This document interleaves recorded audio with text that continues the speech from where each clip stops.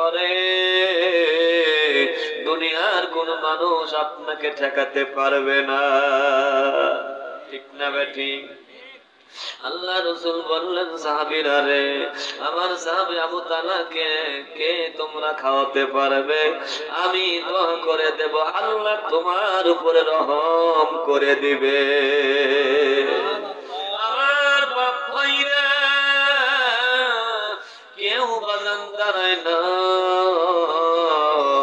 একজন দাঁড়িয়ে গেলেন, রাসূলুল্লাহ হাবিবাল্লাহ আপনি নবীজি বলেছেন আল্লাহ রহম করবে, ঠিক আছে আপনার মেহমানকে বাড়িতে নিয়ে আমি এক বেলা খানা খাবো, জোরে কান সুবহানাল্লাহ। সাহাবীটা নিয়ে গেলেন, বাড়িতে নিয়ে গেলেন। বাড়ির ভিতরে কয়দিন পরে বাজান গেছে, আরে সন্তানেরা কান্না করে ছটফট করে, বাবা বুঝে আমাদের জন্য খাবার নিয়ে এসেছে। আমার ভাইরা নবীজির সাহাবী খালি হাতে বাড়িতে গেছে, সাথে আবার কি নিয়ে গেছে? কি নিয়ে গেছে? এই যে একজন কি নিয়ে গেছে? মেহমান। আল্লাহর ঘর থেকে নবীজি মেহমান দাঁড়ায় দিছে, জোরে কান সুবহানাল্লাহ। আল্লাহর ঘরের মেহমান তার মানে হলো রাসূলের মেহমান। রাসূলের মেহমান মানে আল্লাহর স্বয়ং মেহমান, সুবহানাল্লাহ। ডাকতে বললেন বিবিরে, রাসূল মেহমান দিয়েছে, এক ওয়াক্ত কি খাবার খাওয়াতে পারবে? এক বেলা খাওয়াতে পারবে কিনা? মহিলাটা কান্দে, স্বামী কোন তো ঘরে খাবার নাই, তোমার সন্তানদেরকে খানা দিতে পারি না, বাড়িতে তুমি আসো না, নবীর মহব্বতে রাসূলের দরবারে থাকো, এখন আবার তুমি মেহমান সাথে নিয়ে এসেছো। সাহাবী কান্দে, বিবিরে রাসূল বলেছে আমি যদি একটু খাবারের ব্যবস্থা করি আল্লাহ আমার উপরে রহম করে দেবে। আমার ভাইরা আল্লাহ কিভাবে বাজান রহম করবে? ইব্রাহিম সাওয়ালের গলায় ছুরি দিয়েছে, রহম করছে কি করে নাই? মুসা নবী জাতিরা মানে না, আল্লাহ মুসার ভাইকে নবী বানায়েছে। ডাকতে বললেন মুসারে নদীর ভিতরে একটা বাড়ি দে, বাড়ি দেওয়ার সাথে সাথে আল্লাহ এমন রহম করেছে 12টা রাস্তা পর্যন্ত আল্লাহ বের করে দিয়েছে। বিবি ডাকতে বললেন স্বামী রাসূল যেহেতু মেহমান দিয়েছে, ঠিক আছে যে খাবারটা আছে আমি নিজে না খেয়ে তোমার জন্য স্বামী রেখে দিয়েছি। আমাদের বউরা কি রাখে? রাখে। আমাদের বউরা ঈদের দিন স্বামীর সাথে জর্গা করে। মানুষ কত খারাপ হলে বছরের একটা দিন ঈদের দিন পর্যন্ত স্বামীর সাথে ঝগড়া করে। ভাই গো না ভাই, কথা কিন্তু বাজান আপনাদের গভীর মনোযোগ বুঝতে পেরেছি। বিবি ডাকতে বললেন স্বামী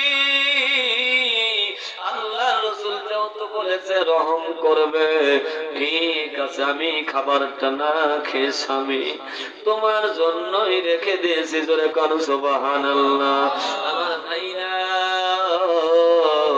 আমার বাবলা পাড়ার বাবাজিরা রে, আমার বন্ধুরা রে, এরকম খাবারটা এনে স্বামীর কাছে দিয়ে বললেন স্বামী বেশ কয়েকদিন পরে তুমি বাড়িতে এসেছো, আমি তো খানা খাই নাই, ভেবেছিলাম তোমার সাথে একসাথে খানা খাবো না, যেহেতু রাসূল মেহমান দিয়েছে, আল্লাহর ঘরের মেহমান দিয়ে দিয়েছে, আমি দেখি মেহমানকে একটু খাওয়াই। রাসূল বলেছে আল্লাহ কিভাবে রহম করতে পারে। আমার ভাইরা এরকম রাসূলের সাহাবী খাবারটা না খেয়ে, বিবি না খেয়ে মেহমানকে দিলেন, জোরে বলেন সুবহানাল্লাহ। মেহমানটা খানা খেলেন, এরকম রাতে ঘুমায়া থাকলেন, সকাল বেলা রাসূলের এই গরীব সাহাবী মেহমানের সাথে রাসূলের সাথে নববীতে ফজরের নামাজে হাজির। নবী ডেকে বললেন, সাহাবীরে কি ব্যাপার, আমার মেহমানকে তুমি খানা দিয়েছো কিনা? এই সাহাবী বললেন, নবী গো, যতটুকু ইচ্ছা হয়েছে পেরেছি, আপনার মেহমানকে এক বেলা খানা দিয়েছি। রাসূল বললেন, সাহাবীরে জিবরাইল রাতে এসেছিল আর আমাকে বলেছে, ইয়া রাসূলুল্লাহ, হাবিবাল্লাহ, আপনার সাহাবী যে রাতে খাবারের কোরবানি করেছে। কিসের কোরবানি? নিজে না খেয়ে পাওনা খেয়ে যে খাবারটা রেখে রাসূল তোমার মেহমানকে খাওয়াইছে, আল্লাহর আরশ পর্যন্ত খন্ন হয়ে গেছে।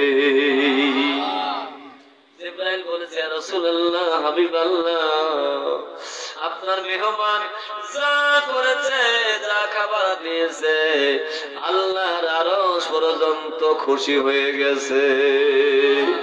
নবীজি বললেন, সাহাবীরে, আল্লাহর আরশ খুশি হয়ে গেছে, তুমি একজন মেহমানকে এক ওয়াক্ত খাবার দিয়েছো। সুবহানাল্লাহ।